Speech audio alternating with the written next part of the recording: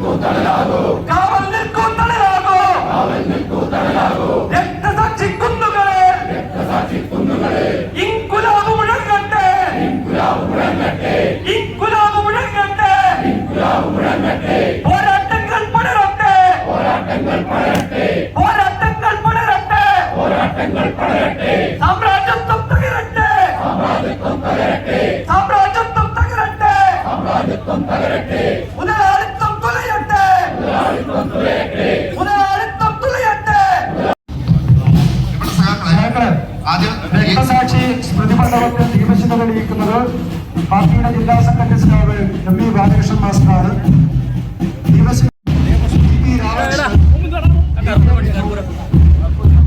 സഖാവ് പി കരുണാകരൻ, സഖാവ് P Jayarajan, M V Jayarajan, A P Satheesan, C H Mujamman. അതിനുശേഷമാണ് പ്രവീൺ സഖാവിന്റെ പുഷ്പാർച്ചന നടത്തുന്നത്.